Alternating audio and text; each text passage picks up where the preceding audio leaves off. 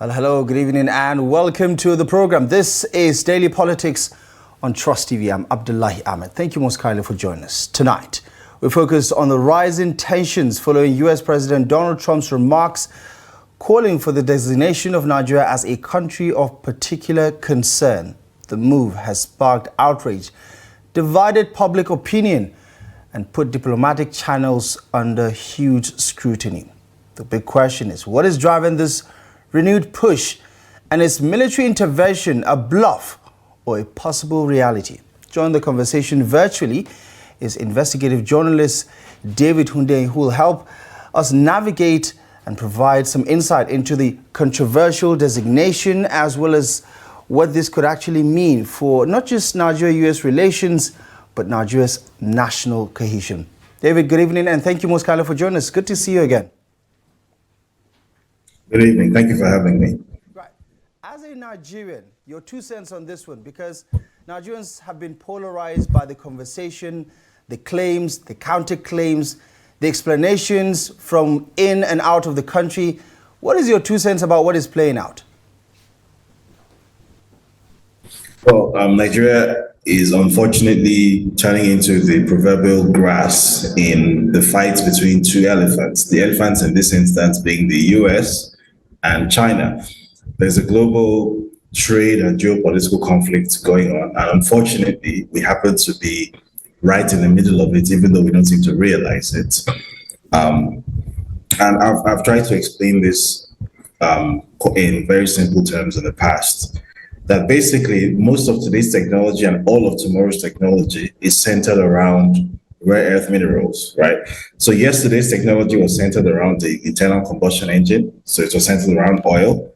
Tomorrow's technology, which centers around the so-called new energy and new energy vehicles, they center around batteries. So things like lithium, cobalt, manganese, tungsten, all those sort of relatively rare minerals, which are found in specific places in the world. Now, the reason why this geopolitical conflict over rare earth minerals is dragging Nigeria into it in this potentially violent way is that, if you recall, a few days ago, China made a decision to restrict rare earth mineral exports to the US. Why that is significant is that China controls an estimated 95% of the global rare earths supply chain. So from mining to refining to transport, China controls most of it.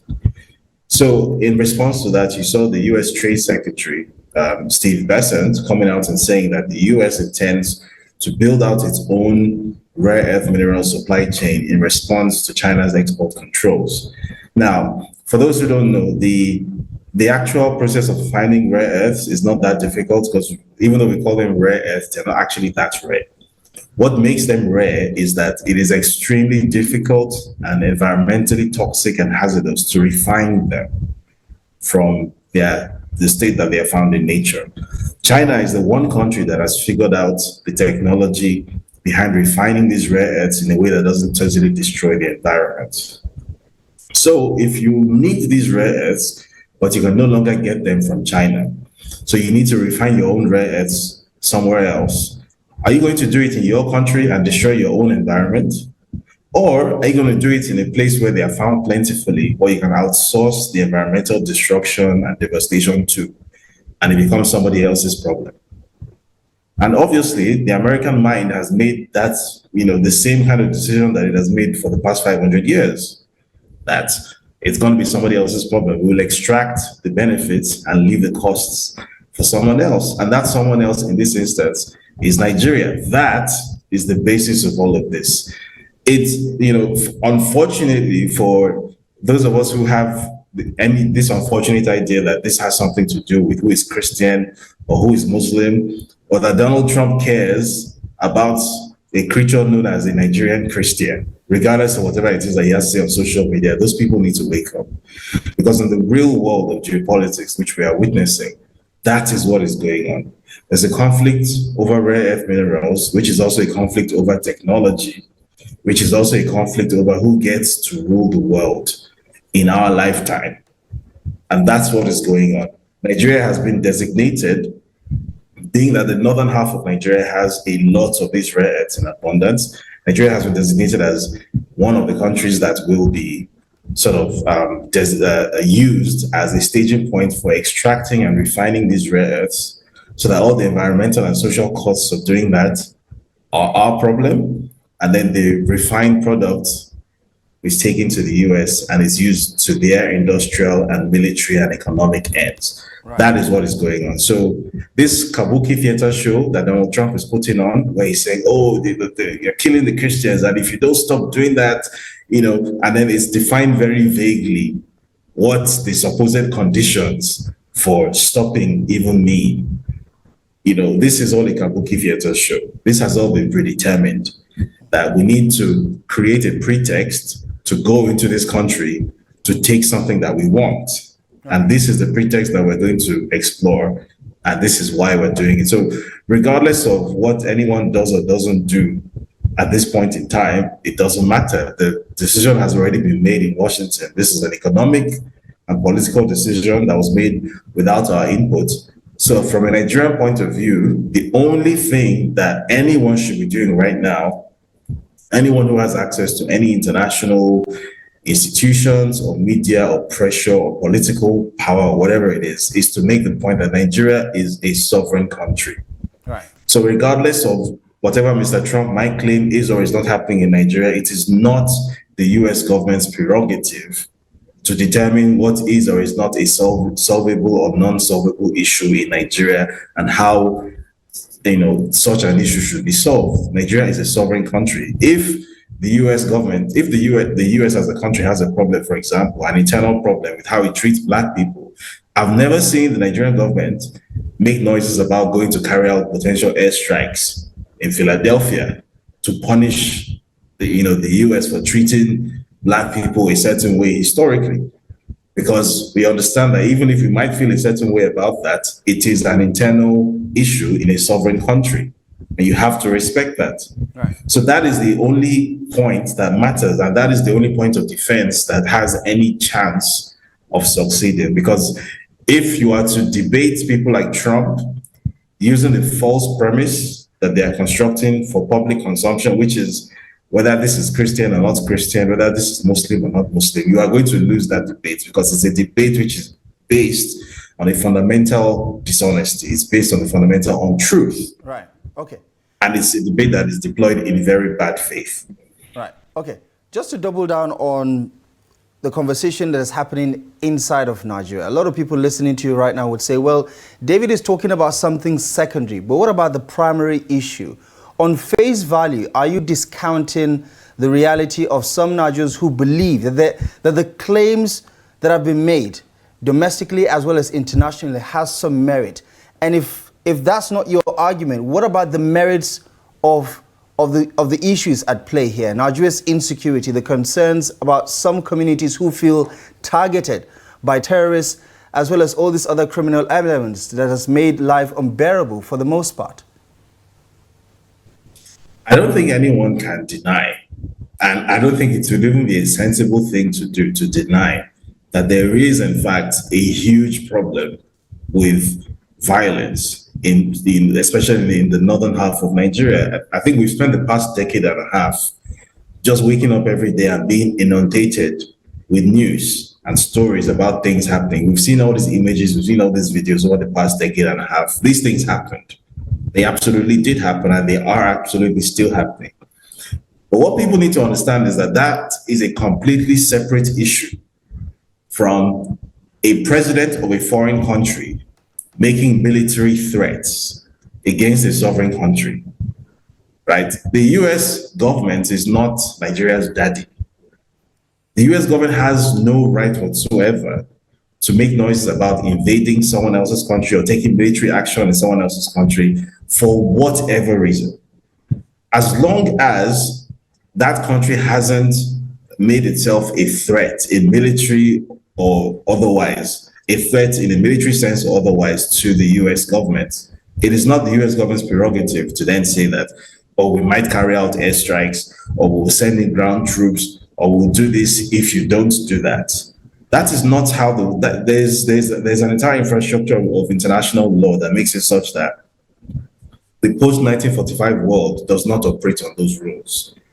So if we are in a situation now where the post-1945 world order no longer exists and might is now right once again, we're back in the year 1909 and it's the rule of the jungle once again, then I guess, everybody needs to come out and be honest about it. People like Trump need to come out and say so and stop hiding behind, oh, it's because of one Christian this or Muslim that or the other. That is not Donald Trump's business, right? Whatever internal issues that Nigeria has, the US has those issues 40,000 times worse. Nobody talks about invading them.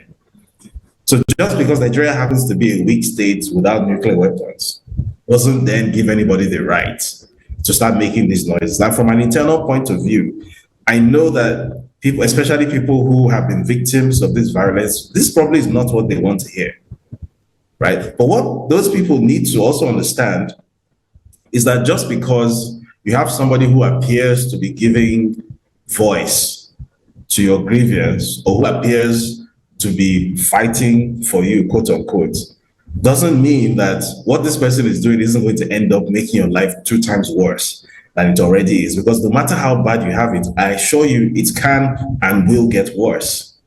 And there are real life examples of this, right? Nigeria is 2 national borders away from Libya, which is the biggest example of what happens when there's US military intervention, direct US military intervention in your country. You will never recover. However bad certain Libyans thought that they might have had it under Gaddafi, oh, he was a dictator, oh, he hung my brother, this, that, and the other. No matter how bad they thought they had it then, they have it so much worse now. I don't think there's a single Libyan you would meet in existence now who will tell you that their life now in 2025 is better than the life they had in 2010. Yeah, but David, that's the simple fact of the matter. I don't think there's an Iraqi you will meet now who will tell you that the version of Iraq that exists now is preferable to the version of Iraq that existed under Saddam Hussein. Right. That's just a fact. Which is not to say that Iraq was a good place under Saddam Hussein, but I'm saying that no matter how bad you have it now or you think you have it now, it can always get worse. Right. So you don't run to anything that looks like a solution just because it's flashing something shiny at you. You have to sit down and think very carefully about what it is that you are inviting into your life, what it is you're inviting into your country. When have these people ever set foot in a country and left it better off than when they came in? When has that ever happened? I think if you go through the historical record, you will bear me out on this. There is not one single example of when US military intervention in a country left the people of that country better off in any way. It consistently leaves them significantly worse off. So yes, Donald Trump might be saying some things you like. He might be saying, oh yeah, we want to protect our Christians, and that might make you feel represented. That might make you feel important. That might make you feel like somebody has your back, somebody's looking out for your interests. But I assure you, once he gets what he wants, which is an economic and geopolitical objective, which centers around rare earth minerals, your life is worth less than nothing to him. And there's historical precedent behind these words that I'm saying. This is not just an opinion that I'm expressing. These are geopolitical facts. So people need to stop using their emotions to react to these things and start using historical data, records to make these judgments. Right. And David, I was about to interrupt your point there about Libya and Iraq, and there are a host of other examples that people point to about America's intervention in past. But is it your belief, because in all those instances, regime change looked like the primary objective, is it your belief that the Americans are trying to implement that with this new approach? I wouldn't think regime change is their objective here, because I don't think there's any. I'm going to stop short of using an uncomplimentary word on the president, but I don't think there's anything they want from this president that they wouldn't ordinarily get within his power. So I definitely don't think regime change is something that they're after. They've basically put him in power anyway, and if they wanted to get him out of power, they have the ability to do that at any time that they want. So I don't think that's the issue here. And I guess this is where this differs from what happened in Libya or in Iraq, because Libya and Iraq were trying to be sovereign countries. Nigeria is not making any attempt whatsoever to be sovereign. Nigeria is actually a very weak state and is ruled by a government which has, especially over the past 10 years, has adopted a very supine position as far as America is concerned. So no, I don't think it's a regime change thing. However, the second answer to that question is that it's also included in what happened to Libya. Because I think when we reference the story of Libya, we talk a lot about the fact that Gaddafi was killed. So we kind of reduce everything that happened in Libya to just regime change. The regime change was only the tip of the iceberg.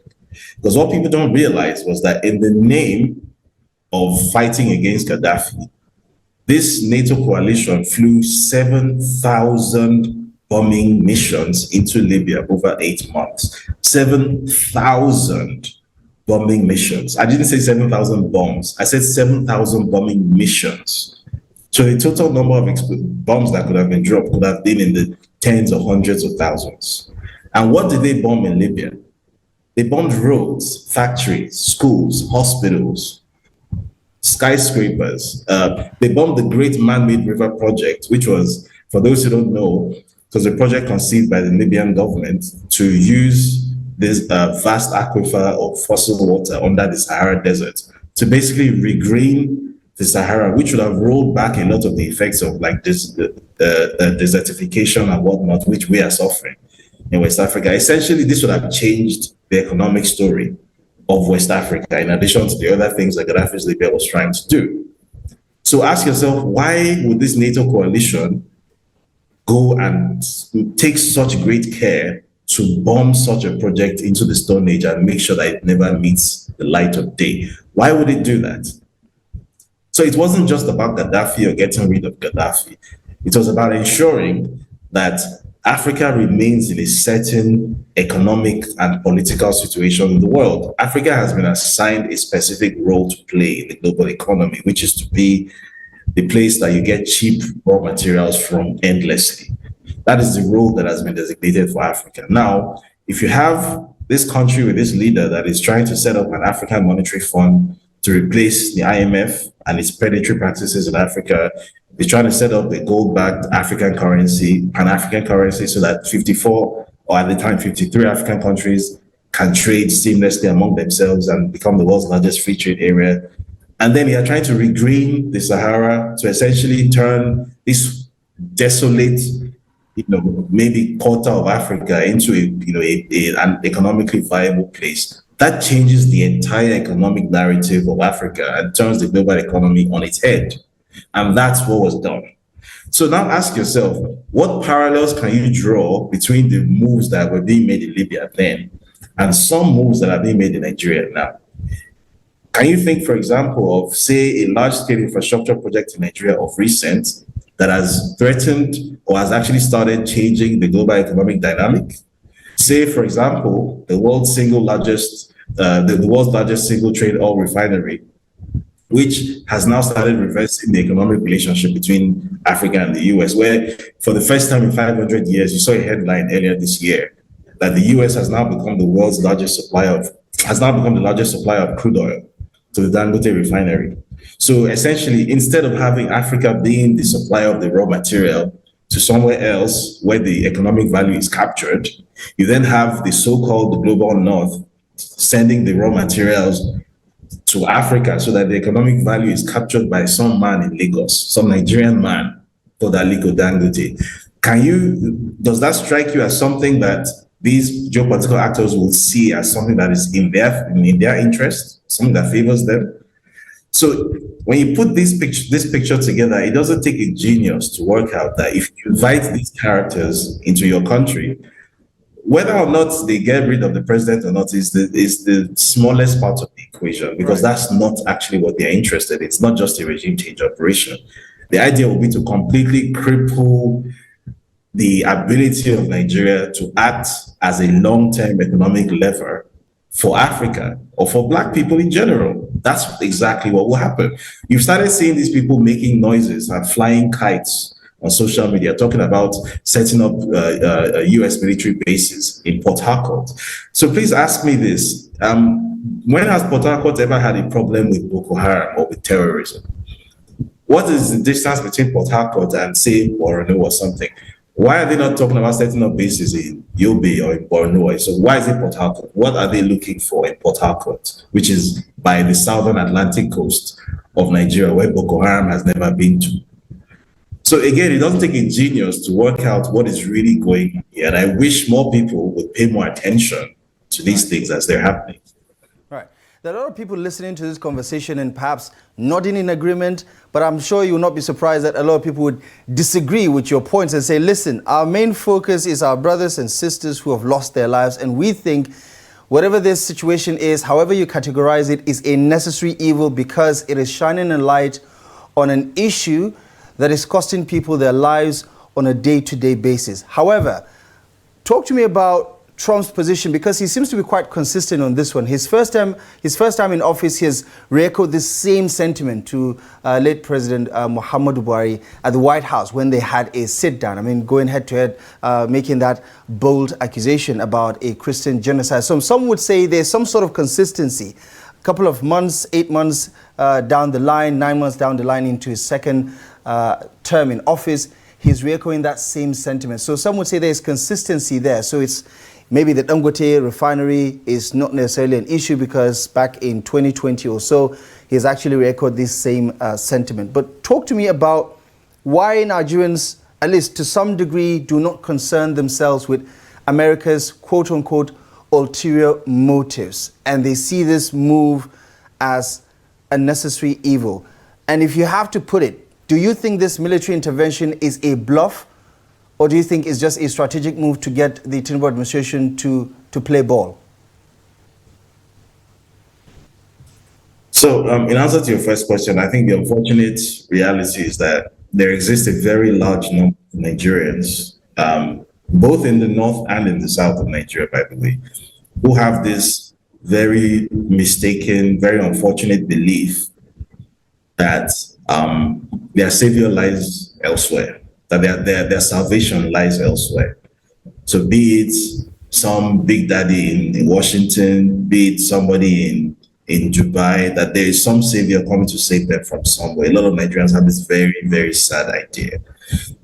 In this specific instance, you cannot fail to notice that there is this preponderance of sentiments that, oh, finally, a solution has come. Finally, this issue is going to be solved. Finally, something is going to happen. And the reason people seem to think that finally something is going to happen is because apparently Trump supposedly is somebody who means business. And it's very easy to disprove by, again, just looking at the historical data. Because yes, Trump did make certain comments during his first term, and he did confront Buhari in the White House and say, why are you killing Christians? And yes, that did happen. But after he did that, what happened? It's as simple as that. It's as simple as answering that question. What happened after he did that? He asked that question, he made that statement, and what happened next? Absolutely nothing. Because there was no, regardless of whatever sentiment he might have felt, or regardless of whatever sentiment might have been fed to him by the Christian nationalists that he surrounds himself with, regardless of whatever sentiment there was no geostrategic value in sending troops to Nigeria or threatening to send troops to Nigeria. So he did nothing. So the only reason why violent militaristic threats are being made now is because the geostrategic calculation has changed. So again, it really has nothing to do with whether Trump places any value on the lives of Nigerian Christians or not, because I assure you he doesn't. Right? I'm going to say this very plainly. Donald Trump is a racist. Donald Trump does not believe that my life has value. My name might be David, I might come from a Christian family. That makes no difference to him. I'm just a black person from Africa. That's the reality. And I think a lot of people need to come to terms with that reality, that sharing a religion with people who do not see you as fundamentally human doesn't make any difference to how they see you. They can share your religion with you and still think that you are less, you have less value than the pets they keep in their house. And that's the reality of people like Donald Trump. So if he says something, it's because there is a certain value in him saying it right now, it is not because he means what he's saying. He's a politician, right? He's not he's not people's father or something. And people also need to get out of this destructive mindset that there is such a thing as a politician who means what he says. Politicians say things all the time. I mean, we come from Nigeria, so we of all people should know this. A politician's job is to say what he needs to say to get to what he wants to get to. That's what they do. Trump is just like any other politician. He's not different in any way. So people need to wake up from that fever delusion. Now, you also mentioned that some would say that, yes, regardless of anything that can be said about geopolitics or anything that, well, this person is giving voice and something is going to change. Well, it's very unfortunate for them that, again, if we examine the historical record, when has that ever happened? When has something ever changed because a certain person made a certain comment? Nigeria has been placed on this countries of particular concern list before. In 2020, I would know because I was involved in that process at that time. I was part of the research team that put together the document that was presented to Mike Pence and Mike Pompeo, which became the basis for that designation. Now, obviously, I didn't have the level of geopolitical awareness now that I had then that I have now. So perhaps I didn't understand the full ramification of what I was involved in and essentially the implications of getting a foreign government to sanction your own government. I didn't fully understand the full implications then. But even then, I think if people actually read that report and understood what that report actually said, not what they think it said, they would have realized that a lot of these notions and conceptions they had were simply not true. First of all, this idea, this meme that is being floated around, this very destructive idea that there is a village and there are Christians and there are Muslims in that village. And then these attackers come and they ignore all the Muslims and they go and massacre all the Christians, which you might find that hilarious. But to a very large part of the Nigerian population, that's the idea they have in their head, that that's what happens. That these, unknown gunmen, terrorists, whatever you call them, they go around the north interviewing people to find out who is Muslim and who is not Muslim, and then carefully massacring Christians and leaving the Muslims alone. Meanwhile, even in that report, which we presented to Mike Pence, it was stated very clearly that overall, the total number of Muslims that died was more than the total number of Christians that died. That's a fact. It's in the report. So again, I wish people would be more concerned about taking in actual data and information than just forming opinions based on thoughts and feelings that they have inside their head, because that seems to be a lot of what I'm observing around there. And unfortunately, we're entering a very dangerous part of modern history now, where whether we accept it or not, there's a huge global war coming. And everyone is picking sides, lines are being drawn in the sand. Some of our neighbors, like in the Sahel, have already picked sides. We have not picked a side, and we're having a side picked for us without our consent. And we don't seem to understand how dangerous a situation that is. And I really wish we did. Right. I mean, you earlier on started the conversation about, zooming out and understanding geopolitics and how this is like a proxy war between America and China. But talk to me about what we understand is going to be this planned visit to Washington, where President Tinubu is likely going to have a sit down with Vice President J.D. Vance. What is he walking into in your view? We've seen some very testy, dramatic engagement with other world leaders in the White House. Handicap this meeting for me in your view. What do you think the president is walking into? I think it's going to be Cyril Ramaphosa times 1,000. I think that's what it's going to be.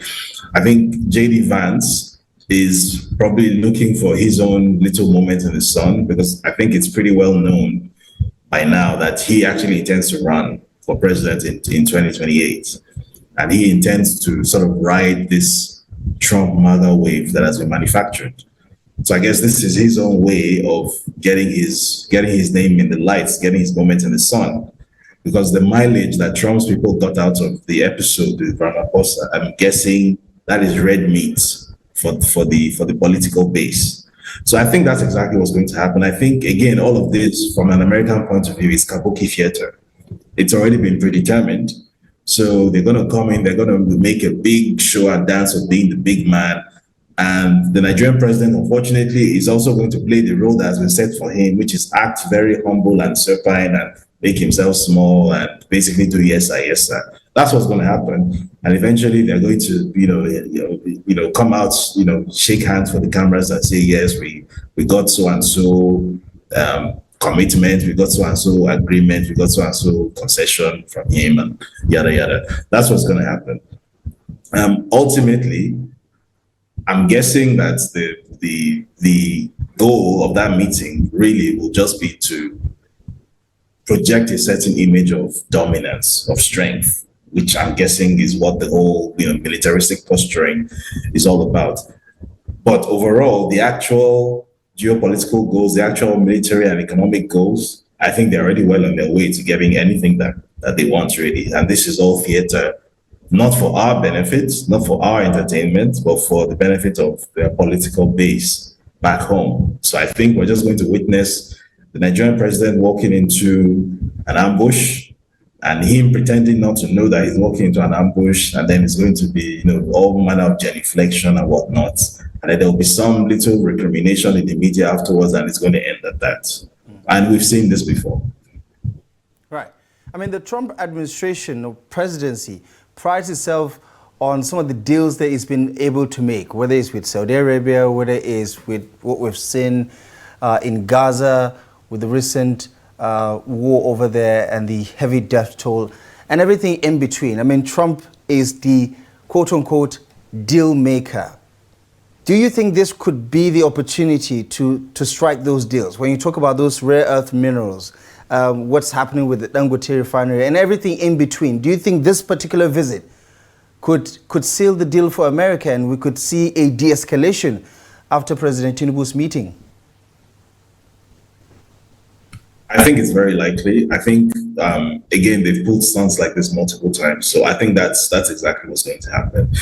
I think they could have done it without any of this braggadocio and rigmarole, but I think that was necessary to send a message to the political base and also to send a message to other countries around the world, because I'm sure you're also aware they're playing a similar game of brinkmanship with Venezuela. Because now, as I think we all know by now, the calculation has been made that they are no longer able to act as a sole global hegemon because they now have near-peer adversaries, what they call near-peer adversaries for the first time in 30 years in Russia and China. So they've ceded the South China Sea and those areas to China, and they've pivoted back toward the Western Hemisphere, which is the Americas and the Caribbean, plus whatever part of Africa that they can dominate. So I would imagine they're trying to send a message to those parts of the world which they still consider to be part of their domain, that you are under our thumb and you will do what we say. Because if you can do this to Nigeria, the largest country, most populated country in Africa, then we can definitely do this to some small Caribbean island or a smaller African country or whatever. But overall, the deals or the concessions or whatever it is that they wanted, I think they're going to get it regardless. I don't think anything is really going to stop them because Nigeria, unfortunately, is just that weak. But, this kabuki theater, I think, primarily was done for the benefit of their political base. And I don't think it really has any bearing on whether they were going to get what they wanted or not.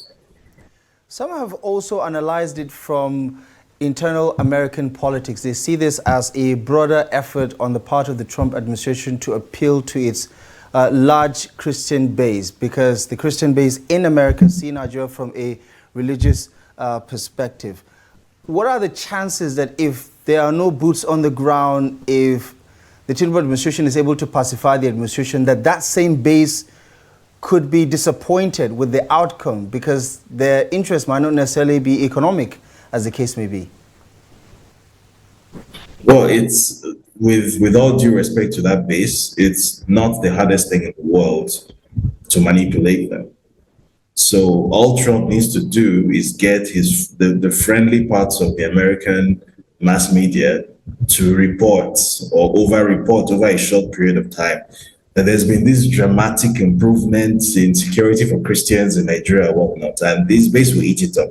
After all, how did they come to care, supposedly, about the alleged plight of Christians in Nigeria to begin with. It was because these same media platforms were all mobilized by the US secret state to push out the same messaging at the same time, to manufacture a story out of nothing, as they've done several times.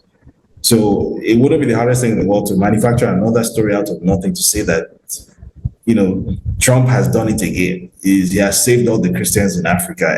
Everybody in Africa is standing up and clapping for him, right? It's the kind of thing that his base will eat up. And with all due respect to them, they're not renowned for having the sharpest critical thinking or critical examination skills. What is presented to them is what they will eat up. So I don't really think it's going to be a problem for him. Right. And talk to me about the Religious Freedoms Act, which has been in place since 1998. Some of its related funding flows to NGOs operating in and out of Nigeria, reporting on some of these cases. What do we know about some of those linkages and how it has fueled, this same conversation over and over again? Is there an apparent quid pro quo here? What is the relationship like? Because you've, over the years, spoken about some of those connections, whether it's with France, whether it's with, the United States and the operations in other parts of the African continent. Well, so first of all, I think this highlights that lack of sovereignty that I'm always harping on. The fact that these supposed NGOs, which are actually state-funded, and have significant national security implications, have been allowed to operate all this time in Nigeria, and they've been collecting data, and perhaps we're not even aware what data they've been collecting. And it's only at times like this that we then become aware that all that data that was being collected, this is where it's going to. So when these complex geopolitical theaters are being staged and people are trying to frame up an entire country and use that as a pretext for destroying an entire country, these are the data sets that will be brought out.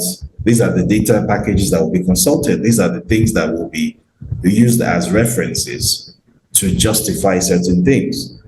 So how did that data come to be in the hands of these actors in the first place? And the answer is through the unchecked and unrestricted actions or operations of these NGOs. I have said it quite recently, and because I no longer really care about being perceived as whether you're pro-democracy or whatnot. I think sovereignty is infinitely more important than democracy or the pretense of democracy. I think that the vast majority of foreign-funded NGOs that operate in Nigeria and across Africa should not be operating. I think, for lack of a better term, these institutions are functioning as state extensions of foreign countries. And so it's essentially having the intelligence extensions of a foreign state operating freely and without restriction within your borders. That's a national security risk and a national security threat by any definition. And when we are in situations like this, we can actually see in real life what implications that these things have, because we've seen some of these actors come out and make references to some of these data sets. For example, the reports that I referenced earlier that I was involved in putting together, it was a couple of NGOs that actually put that reporting team together. So an NGO called the International Project for Peace Building and Social Justice, and another NGO called the International Committee on Nigeria. These are both British NGOs. They're both UK-based NGOs. Their funding comes from the UK, right? There's potentially some US funding in there as well, but they're both British NGOs. So obviously at the time, I didn't fully appreciate what I was getting myself into. But the point is, why is foreign money able to come in to Nigeria, go to Lagos, co-opt the skills and talent and voices of journalists and researchers in Lagos and in Abuja and in Kaduna, people who think that they're just doing the right thing? We're just trying to document evils that have been done to innocent people so that anybody who can help should help. And they don't realize that this information, this data that is being collected, is being used, is being stored in reserve for one day when a geopolitical framing operation is going to be deployed. And then these are the things that will be referred to. Like, yes, between so and so year and so year, it was documented that so and so thousand Christians died in so and so place. And then the report doesn't go out of its way to state that, well, during this same period where say 1,000 Christians died, 3,000 Muslims also died. The report doesn't go out of its way to state that. So that selective data collection is then used to add 2 and 2 and get 22. And next thing you know, you have some orange head of state somewhere threatening to carry out airstrikes against a sovereign country because of some alleged genocide that he created inside his head. Meanwhile, there's an actual genocide happening somewhere else that he spent 3 years enabling at every turn, all because of different geopolitical interests. So I think that these NGOs should be outrightly banned from operating. I don't think we get any there's any strategic benefit that comes from having them operating within our borders that outweighs the strategic risk that they present. And I think we're seeing real evidence of this now. Right. And let's take a quick look at a table that tells us a story of military collaborations. I mean, you earlier on talked about how, America's big brother statue does not necessarily count. But some would say, listen, the mere fact that the Nigerian president is meeting with the American vice president says a lot about the optics of this particular situation, and that says a lot. But let's take a quick look at where Nigeria and the United States has partnered in terms of capacity building, in terms of aid militarily for the past couple of decades. The air-to-ground integration, the precision strikes plus civilian harm mitigation, which is something that the Americans have been offering operational support to Nigeria, has been well detailed. In fact, the latest update was a couple of weeks ago. Humanitarian and capacity building, a project that's funded by U.S. military support. It's non-combative, but it's all about capacity building, training and exchange, SPS plus U.S. Special Forces training, joint training with the Nigerian Armed Forces. There's also the Joint Maritime Operation, which is about maritime security, a multinational maritime exercise, including the United States and Nigeria. Direct combat operations. There's obviously no public record regarding that, but of course, it is still something within the realm of believability. So talk to me about trade-offs here, David. If, say, the meeting doesn't go according to plan, and we've seen the Tinubu administration develop a lot more closer relationship with the BRICS nations, China, for instance, and you've talked about that to a great extent. If this meeting doesn't go according to plan, what could go wrong regarding our bilateral relationship with the United States? Because it's quite obvious we've been taking a lot of that aid money, not just with NGOs, but the government itself. What could go wrong with our relationship going forward? Yes. A lot could go wrong, depending on what perspective that you're looking at it from. So if you're looking at it from the perspective of a government which doesn't want the status quo to change, then yes, a lot can go wrong. Because if you consider the status quo to be acceptable, and you think that having a foreign country holding up entire sectors of your government and holding up entire sectors of your economy with aid money is acceptable, then yeah, if there's risk of pulling out the aid money and pulling out support, then yeah, you might consider that to be something going wrong. I wouldn't see it as something going wrong. I would see it as an opportunity for a lot of things actually to go right. Because even going back to the list which you just showed on screen, the supposed collaboration, security collaboration between the Nigerian military and the US military, at no point on that list do you see anything that involves real capacity building for the Nigerian military. Everything you are seeing there is dependency. Operational support, non-combat capacity building, joint training, which is unclear what that means, joint maritime operations, which means they did all the work and you were a spectator, and then something else which is limited and unclear.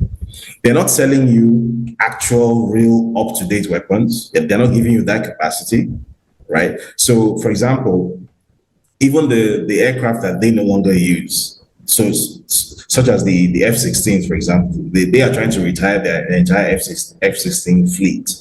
They have not sold Nigeria a single F-16. And the thought of selling Nigerian F-16 is like a taboo to them, because a fourth generation fighter aircraft is considered to be something that is unacceptable for a country like Nigeria to have. Why is that? Meanwhile, they don't even use F-16s anymore, or even they've moved on from F-22s to F-35s. F-16s were developed in the 1970s, I believe. And that is still considered to be technology that is above Nigeria's station. And then if you actually do buy equipment from them, when they do manage to sell you some of their old downgraded export version equipment, they make sure that all their equipment is coded in such a way that every time you want to use it, you need access codes, you need permission from them. In other words, you don't have any actual capacity. You have very expensive toys, which can be grounded whenever they wake up on the wrong side of the bed. You are completely exposed to their sanctions. And in today's military world, I think anybody knows that if you have equipment which is subject to sanctions, it's as good as not having equipment at all. Anybody who is making equipment purchases now wants to make sure that these purchases are sanctions proof. And yet, all the equipment they will sell you, all of it without exception, is sanctioned to heaven and back. So these are not partners who are trying to help you gain sovereignty or gain capacity. These are leeches who are trying to ensure that you remain dependent so that you think you are feeding off them because they're giving you some little scraps here and there, but they are actually feeding off you, and that status quo does not change. So I would, if it were possible, I doubt it would ever happen, but if it were possible that the current Nigerian administration could have a total and complete and utter falling out with the US establishment and could totally pivot geopolitically toward the East, toward China, toward the BRICS nations, I think that would be the best thing that could happen to Nigeria, even in a security sense. The last time, if you recall, under the dying days of the Goodluck Jonathan presidency, when some of these moves were being made to sort of couple Nigeria closer towards the BRICS countries, toward Russia, toward China, gains were being made, not just economically and militarily, but also even in local capacity. If you recall, at the time, there were negotiations about potentially buying a squadron of 40 JF-17 Thunder aircraft from Pakistan. And why that was a very interesting deal was that it wasn't just buying aircraft. Supposedly, the Pakistanis were supposed to set up an assembly line, a production line in Nigeria. So essentially, Nigeria would have been able to make and to manufacture and service its own fighter aircraft, which would essentially have made Nigeria's jet fighters sanctions proof. But obviously, as soon as that administration lost the election and the US approved government came in, that deal fell to pieces. And then the next thing you know, you started hearing about buying turboprop Super Tucanos, which are easily sanctioned by the US. And that's where we are right now. So, I mean, it's a very forlorn hope. And I'm very sure it's not going to happen. It's, a tinubu government is never going to go against the US government. But in an alternate universe somewhere, it will be a dream if that conversation actually were not to go well and an agreement were not to be reached, that there were to be a complete decoupling, a complete falling out. I think that would be the best thing. There will be short-term pain, no doubt. But I think Nigeria finally choosing to be sovereign and partner with its neighbors and find its own way in the world and discover its own purpose as a country, I think would be the best thing that could happen to it. Right. We're completely out of time, David, but under a minute, if you can, do you see a parallel between what had happened with the Goodluck administration and his falling out with the Obama administration ahead of 2015 and what is playing out now? Because people are drawing parallels with 2027 around the corner. Do you think it could have similar effect if things don't go according to plan, if the Tinubu administration falls out with the Trump administration? I want to say yes, but honestly, I just don't see it because I don't think that the intention, the basic intentions of a Goodluck Jonathan are the same as those of a Bola Tinubu. As I said, I think the Americans put him in power, and they have the ability to take him out whenever they want. So as much as I personally would have hoped that such a thing might be possible, I just don't see it happening, unfortunately. I hope I'm wrong, but I just don't see it happening. David, as always, fantastic analysis. Thank you so much for joining the conversation. Appreciate you very much for joining us this evening. Thank you for having me. All right. And that wraps it up for tonight's edition of the program. Daily Politics returns tomorrow live at 8 p.m. I'm Abdullahi Ahmed. For myself and the rest of the team, thank you for watching. We'll see you next time.